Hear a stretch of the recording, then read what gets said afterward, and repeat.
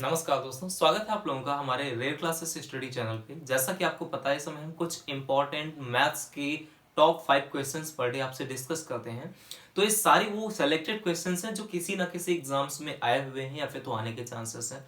तो चलिए, वैसा एक सिलसिला आज भी हमारे साथ में है। तो सबसे पहले कहानी की स्टार्टिंग से पहले देखते हैं आज की डेट क्या है। And it is 3rd of March 2024। तो देखते हैं अब हमारे पास फर्स्ट क्वेश्चन स्क्रीन पे क्या है। क्वेश्चन में कहा जा रहा है, एक दुकानदार किसी वस्तु के क्रय मूल्य में 36% की बढ़ोतरी करके उस पर 36% की छूट प्रदान करता है। मतलब कहा यह जा रहा है कि एक वस्तु है, उस पर 36% की बढ़ोतरी हो रही है, फिर उसके बाद में 36% का ही डिस्काउंट दे रहा है। तो पूछा ये जा रहा है हमसे कि उसमें प्रॉफिट या लॉस कितना हुआ है। तो ध्यान से सुनिएगा, एक कॉन्सेप्ट है इस क्वेश्चन को अटेम्प्ट करने का, वो ये है कि कभी भी अगर जितना परसेंट का डिस्काउंट दिया गया उतना परसेंट का ही, मतलब जितना परसेंट बढ़ाया गया उतना परसेंट ही डिस्काउंट दे दिया गया, तो ओवरऑल इस केस में होता है लॉस, है ना। ओवरऑल लॉस होता है। एक्चुअल में इसे करने का एक डायरेक्ट अप्रोच है, जो क्वेश्चंस काफी इजीली बन जाते हैं उनसे। तो अप्रोच क्या है वो आपको समझ लेना चाहिए। सबसे पहले मैं वो मेथड बताऊंगा जिस मेथड को अभी तक अप्लाई करवाया जाता रहा आपसे, और उसके बाद में मेरा शॉर्टेस्ट मेथड आप देखिएगा। तो चलिए, क्वेश्चन सबसे पहले है कि 36% बढ़ा दिया गया, मतलब हम इसको इस फॉर्मूले से करेंगे, ठीक है। x plus y plus minus x into y upon 100। एक ये फॉर्मूला है, इस फॉर्मूले से अभी तक क्वेश्चंस आप लोगों ने बेसिक किए होंगे, लेकिन आज मैं आप लोगों को एक शॉर्टेस्ट फॉर्मूला बताऊंगा जिससे आप इजीली इसे कर पाओगे। तो ध्यान से सुनो, x plus y x into y upon 100। ये प्लस माइनस इसलिए मैंने रखा क्योंकि यहाँ पर डिफाइन हो सकता है कि अगर जितना बढ़ाया गया घटाया गया, अगर बढ़ती चीज तो प्लस है, घटती तो माइनस है। तो पहले 36%, हाँ बिल्कुल 36% बढ़ाया गया, तो 36% प्लस में रहेगा। फिर घटा दिया गया 36%, तो 36% को लेस करेंगे, ठीक है। ओवरऑल प्लस माइनस क्या हो जाएंगे, माइनस हो जाएगा, इंटू एक्स इंटू वाई, यानी कि 36 इंटू 36 होगा, अपॉन में कितना हो जाएगा 100, तो 100 लिखेंगे, इक्वल्स टू 36 से 36 लेस हो जाएगा, तो इधर वैल्यू कुछ नहीं बचेगी, आएगा कि हमारे पास 36 लेस हो गया। अब 36 को हम 36 टाइम मल्टीप्लाई कराएंगे, तो वैल्यू एक निकल के आती है 1296 अपॉन 100। जब हम इसे सॉल्व करेंगे तो 12.96%। ये क्या हुआ है, प्रॉफिट या लॉस, साफ साफ दिखाई दे रहा है, यहाँ पर सैंपल है लॉस का, तो ये लॉस है, मतलब ये लॉस है। 12.96% का लॉस होता है, यानी नुकसान इतना होता है, ठीक है। ये तो राइट आंसर है इसका। अब जो मैंने आपको बताया था कि एक शॉर्टेस्ट मेथड है जिसे मैं अप्लाई कराऊंगा, उस केस में अप्लाई होता है जिस केस में प्रॉफिट मतलब जितना बढ़ाया गया और जितना लेस कराया गया है वो दोनों के दोनों इक्वल हैं तब। अब देखिए वो क्या है।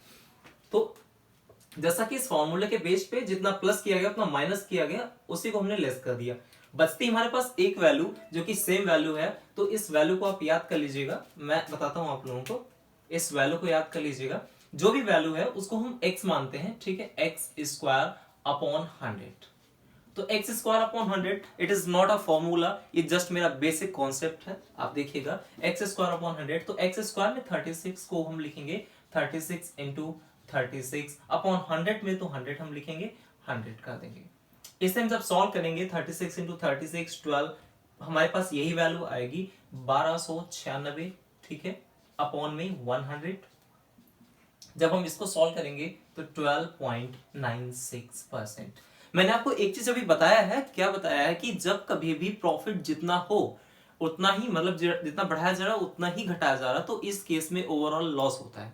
तो यहां पर लॉस के लिए माइनस लगा देंगे, यानी -12.96%। उम्मीद है ये दोनों के दोनों कॉन्सेप्ट आपको समझ में आए होंगे। इस क्वेश्चन को अटेम्प्ट करने का सबसे बेटर अप्रोच जो मुझे लगता है वो ये है, आप लोगों को याद कर लेना चाहिए। एक्चुअल में टीसीएस यानी कि जो एसएससी का पेपर करवाती है वो बेसिक इस कॉन्सेप्ट पे ही आपको क्वेश्चंस दे देती है, और बस हम ये सॉल्व करने रहते हैं, ठीक है। आई होप क्वेश्चन समझ में आएगा। चलते हैं नेक्स्ट क्वेश्चन की तरफ। अब क्वेश्चन में कह रहा है, क्वेश्चन में कहा गया है कि हकीम, क्रिस्टो और गणेश की वेतन का जो अनुपात है वो क्रमशः 3-5-7 है। ये है हकीम, ठीक है, और ये है क्रिस्टो, और एक और है जिनका नेम है गणेश, ठीक है। गणेश। इनके वेतन का जो अनुपात है वो 3:5:7 है, यानी कि ये 3 है, हकीम 3 है, ये 5 है और ये 7 है।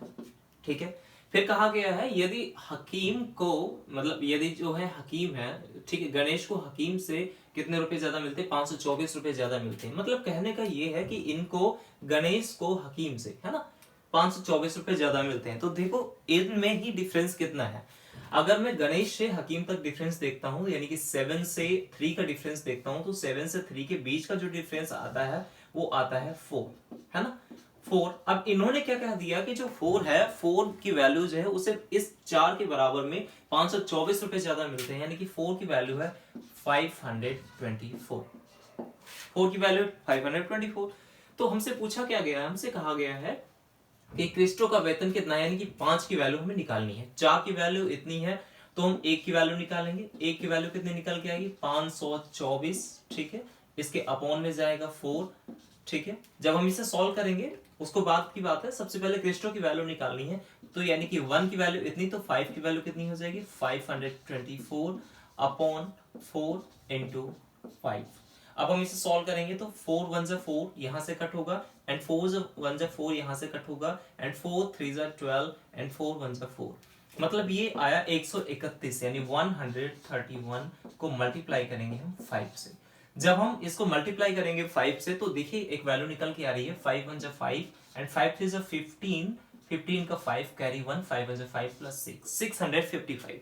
हमसे क्वेश्चन में क्या कहा गया था, क्वेश्चन में हमसे कहा गया था कि क्रिस्टो का वेतन पूछा गया था, यानी 5 के मल्टीपल, 5 का ऑप्शन 5, 655 क्रिस्टो का वेतन है। उम्मीद है ये सवाल आपको समझ में आ रहे होंगे।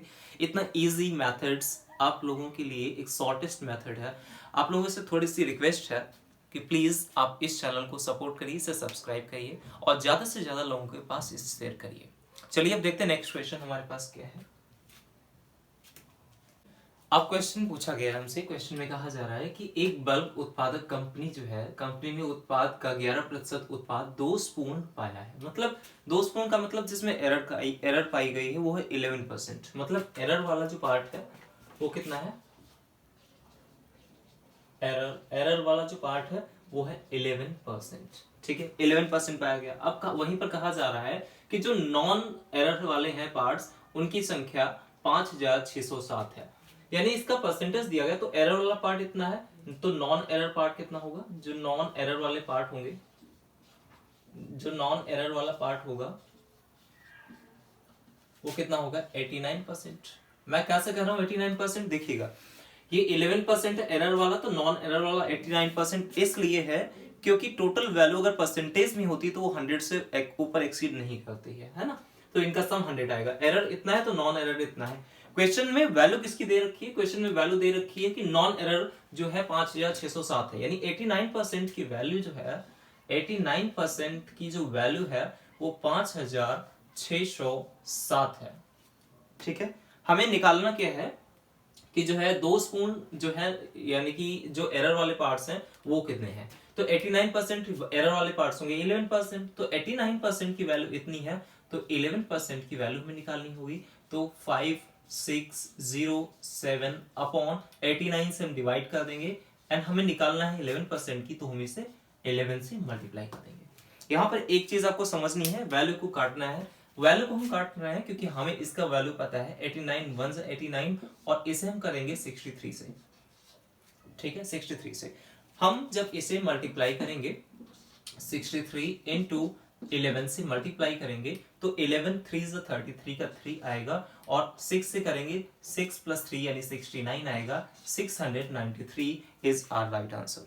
तो उम्मीद है ये क्वेश्चन आपको समझ में आया होगा। 693 जो है वो पाए गए हैं कैसे, एरर वाले पार्ट्स कितने हैं, 693, 693 एररनेस पार्ट्स हैं। ठीक है, उम्मीद है ये समझ में आ रहा होगा सवाल। अब चलते हैं नेक्स्ट क्वेश्चन की तरफ। अब क्वेश्चन देखो, ये सेम क्वेश्चन है जिस पैटर्न पे भी हमने आपको एक क्वेश्चन समझाया है, ये उसी पैटर्न पे ही क्वेश्चन है। कहा क्या जा रहा देखिएगा इसमें कि स्टेशन मास्टर निर्णय करता है कि डिजिटल बोर्ड की लंबाई और चौड़ाई क्रमशः 6% बढ़ा दी जाए और 6% घटा दी जाए। मतलब कि एक डिजिटल बोर्ड है, उसकी जो लेंथ है, लेंथ को इंक्रीज करना है, लेंथ, हाँ, लंबाई बढ़ा दी जाए 6%। ठीक है, लेंथ बढ़ा दी जाए यानी कि प्लस करना है 6%, और जो उसकी ब्रेथ है यानी कि जो उसकी चौड़ाई है उसको घटा दिया जाए कितना 6% से, 6% से उसे घटा दिया जाए।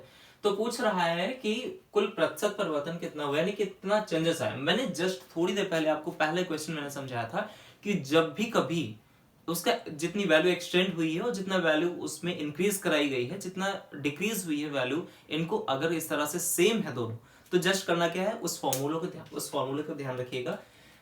इनको और इनको मैंने क्या बताया था, वैल्यू दोनों सेम है, इनको x मान लो तो x स्क्वायर अपॉन 100, तो x स्क्वायर मतलब 6 है, तो 6 को आप 6 ही एक टाइम लिखें तो 6 इंटू 6 यानी कि 36 हो जाएगा, 36 अपॉन 100। और मैंने एक चीज बताई थी कि जब भी कभी वैल्यू सेम हो, जितना बढ़ा जा रहा है उतना ही परसेंट से घटाया जा रहा है, तो क्या करेंगे, हमेशा लॉस होता है उस केस में। तो देखिएगा 36 अपॉन 100 जब हम करेंगे तो वैल्यू आएगी 0.36%। 0.36% हमारा परफेक्ट आंसर होगा। वो भी प्रॉफिट या लॉस, इस चीज को आप लोग कमेंट में बताएंगे मुझे।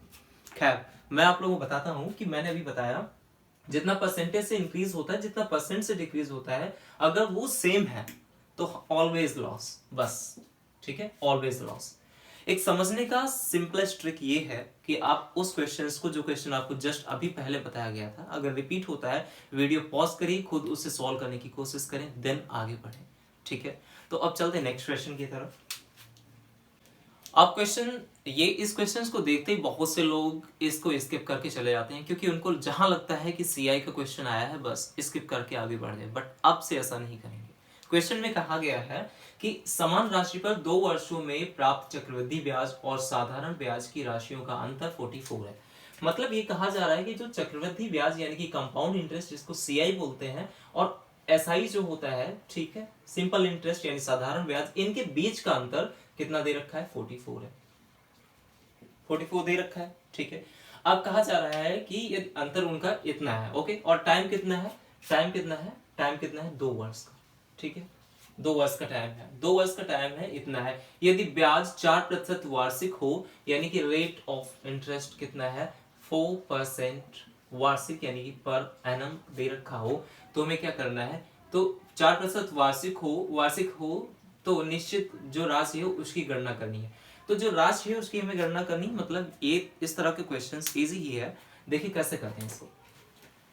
तो जो 4% पर एनम इसकी रेट है, 2 ईयर का जो है टाइम है, इसका मतलब क्या हो गया, और 44% है। जब भी कभी हमें इस तरह के क्वेश्चंस टैकल करने हो तो हम करेंगे क्या, देखिएगा, एक फॉर्मूला होता है CI minus SI equals to P into R upon 100, और इसका कहते हैं होल स्क्वायर, ठीक है।